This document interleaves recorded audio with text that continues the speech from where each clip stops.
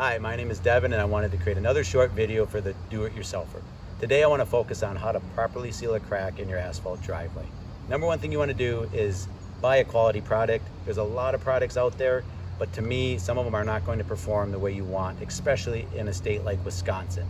So for me, I'm going to pick something like a Sika Flex Pro Select Asphalt Sealant.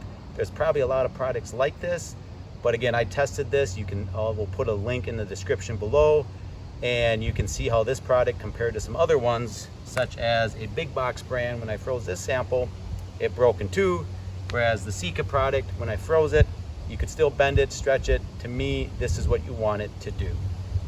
But again, I'm not here to sell you a product. I'm not getting paid for this, so you buy the product that you want. The second thing you want to do is preparation. If you think about it, you're trying to glue this to the surface. If there's dust or dirt up against that pavement, you're going to hurt the bond. So I would at least blow it out. If it's really dirty, you can use a screwdriver or wire brush, or you can pressure wash it. If you pressure wash it, be careful that you don't damage the crack, or you make sure that it is dry before you apply the sealer. Otherwise, it may not set up the way you want it to. So as I said, I'm just going to quickly blow this out and make sure there's no moisture in there, and then start applying the product. Be careful when you apply the product. It's self-leveling, and you may have to go over it several times because the material may flow down into the crack. It's not a big deal. Just make sure you top it off.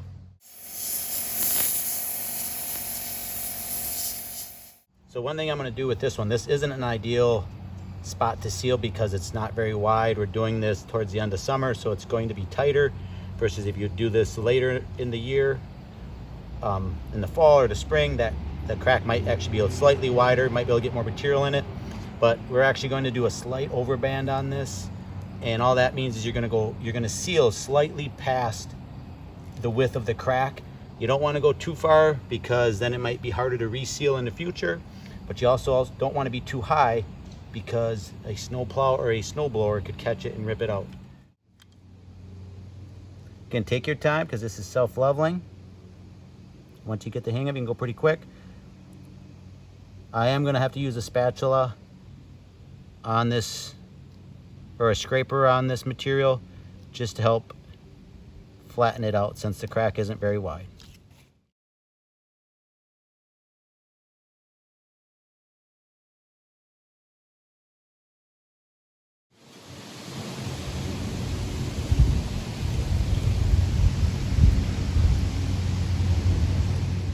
This is the finished product. I think it turned out pretty nice.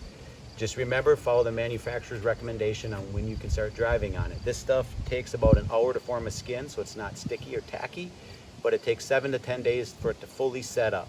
I'm hoping this video added value to you. If you're interested in more of my videos, check out my YouTube channel at The Pavement Engineer, or my website at www.thepavementengineer.com. You can find miscellaneous articles and some other information. But thank you for watching this video.